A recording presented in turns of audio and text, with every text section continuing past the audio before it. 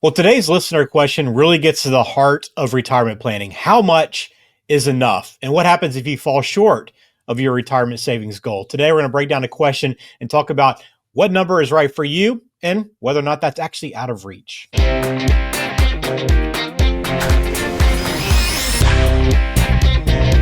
Welcome in. This is Perfect Game Retirement. I've been George with Ryan Ledden and Black Oak Asset Management. We got a good question today, Ryan, that I want to first kind of throw it to you, and then we'll kind of break it down because there's, I think, a few different layers to this question, but it's a good one from Beverly. So here it is.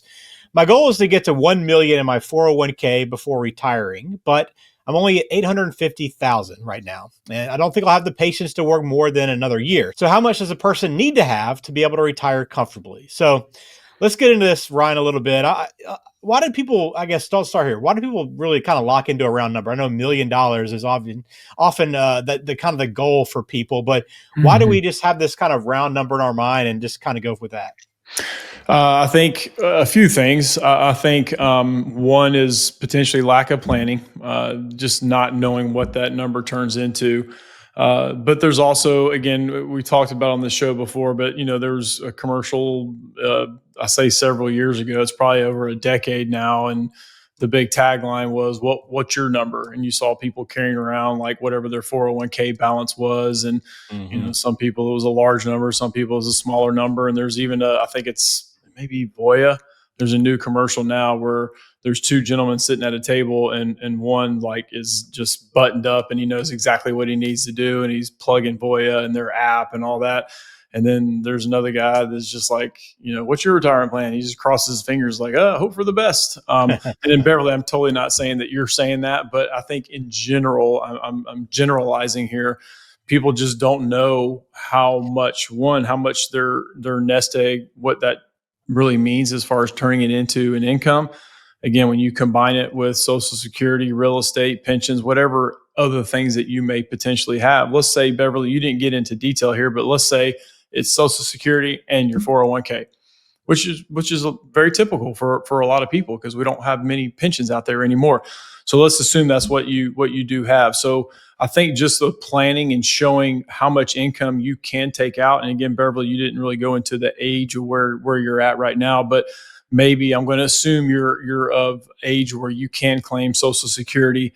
And then what is this 850,000 if you did work for another year, putting in your contributions? What does that look like, and how much income can you take out of that?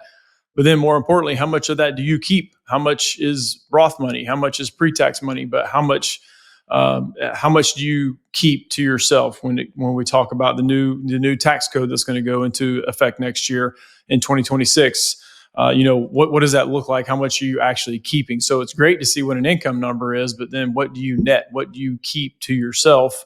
And how much money do you need on a monthly basis? So that's the planning part that comes into play that some people just don't know. Yeah, they throw out $1 million, but what does that actually mean? So, what kind of distribution rate are we taking? Again, we've heard the 4% rule for decades and decades and decades. You can take 4% out of your nest egg and comfortably have that intact, if you will, not have the thought of running out of money potentially. So, but now that number's been readjusted. Now it's 4.7%.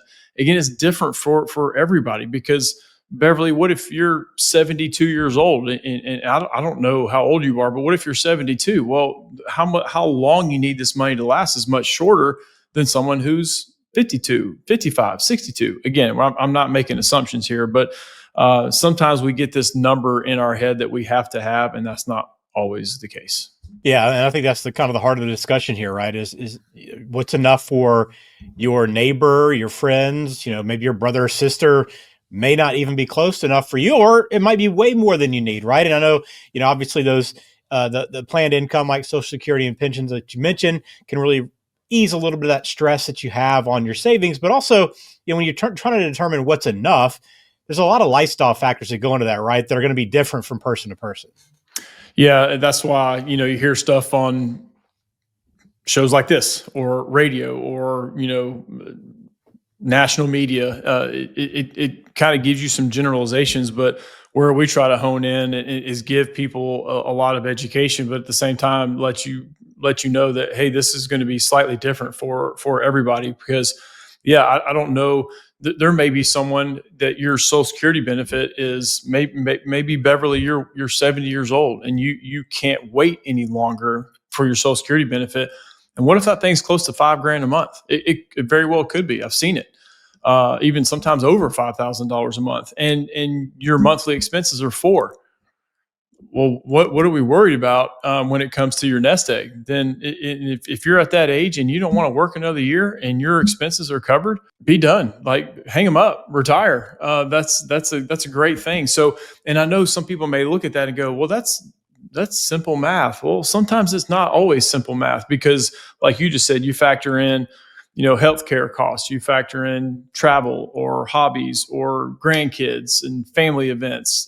Those things do add up. So you need to make a plan for that. So if you do want to go on a big vacation every year, or I'll use my dad as an example. My kids travel all over the place for their sports, and he likes to go to those events. So okay, we make a plan for that. We factor that in to say, okay, we're going to do this big trip every year, and that's okay. We can do that. We can afford to do that. So just having a plan for it, especially when you have lifestyle things, because you just never know when lifestyle and then life happening.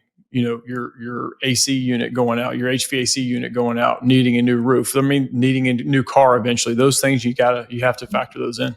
As we kind of circle back a little bit to Beverly's question, there are going to be times when someone has a goal, and let's say they've been planning and they know that their goal is, X, but they maybe fall a little bit short or maybe aren't going to get quite to that number.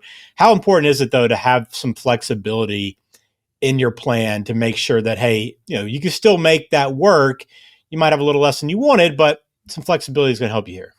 That's probably the biggest key to an income plan is the flexibility standpoint, whether that's flexibility of obviously income or flexibility of different accounts to be able to pull from, depending on which accounts are doing what.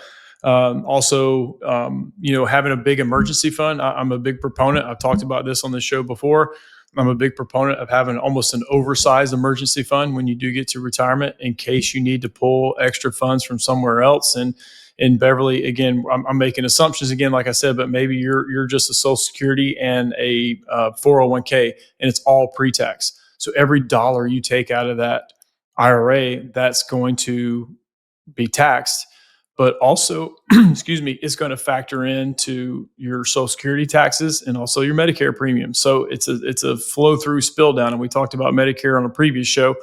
But there's ways to try to circumvent that and do some planning where it's getting money into Roth accounts. That way you have account diversification, not just investment diversification. So it's not only what you own, it's what account do you own these investments in can make a huge impact. So, having flexibility, being able to pivot and adjust and take from different accounts. Again, flexibility. Let's go back to when COVID was going on. I had a lot of retirees make adjustments to their income that they needed on a monthly basis because they weren't doing anything. They weren't going anywhere. So they could pull back the reins on their monthly income because there was a lot of uncertainty then. Same thing with 2022. The market was bad. Bonds were bad because interest rates were going up. So people had to make adjustments. So maybe they were pulling more from cash that they have on hand to let their investments, their stock market based investments heal and do a little better. But again, this is where, you hear some people talk about annuities being quote unquote bad. I completely disagree with that. I don't think annuities are bad. They are a fit for some people. So let's say, Beverly, you say, okay, I got, $4,000 coming a month from Social Security, but my monthly expenses are $5,500. But I want to know that extra $1,500 a month is covered. Well, an annuity could be an option there where we take some of your 401k, put it in an income annuity, and it bridges that gap. So that way you have the peace of mind knowing, okay, my $5,500 a month is taken care of forever. And then anything above and beyond that is just extra. So that's where there's a place for it and there's a fit for it. Too many people compare annuities to, stock market returns. They're two completely different tools. It's just another tool in your tool belt potentially for your income if you think you have a shortfall. So how would you answer Beverly's question then if she says her goal is $1 million? She's only 850,000. I know you can't really answer how much the person needs to be able to have to retire comfortably because we've worked through a lot of the different factors that go into that. But what would you tell Beverly here in this situation? Yeah, I mean, come up with a plan. I mean, whether it's talking to us or another advisory firm, again, a truly comprehensive advisory firm is going to take a look at all this, not just your investments, and they're and not trying to sell you a product. It's going to be a planning situation where you really get everything spelled out, and these are your different options. There's pros and cons to every single option. So what does that look like? And that's where kind of the plan is co-designed. So the plan is the most important thing. So again, if it has to be that $1 million number that you have to get to make your retirement income work, then that may be the case. I know you say you don't want to work longer than a year, but that may be what it takes between your contributions and what the market does, whether it goes up or down.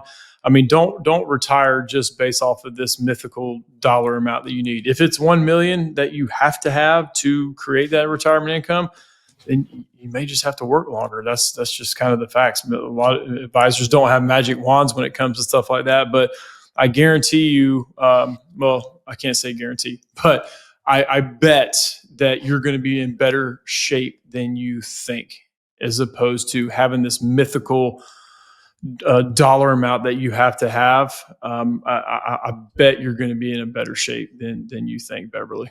Yeah. So, even if you feel like, you're going to fall short, maybe you don't have enough money, really what matters is that planning, as Ryan stressed, and being able to create that steady income and build that lasting confidence that you can have to retire. That's where you want to be. So if you want to set the time to meet with Ryan, you can go to speakwithryan.com, get on his calendar and begin having those conversations about kind of what your concerns are, what your worries are, and hey, get a better sense of your full financial pictures that can help you put a plan together to give you that confidence. All right, that'll do it for us here on Perfect Game Retirement. Please subscribe to the channel if you haven't done that already. We appreciate that support.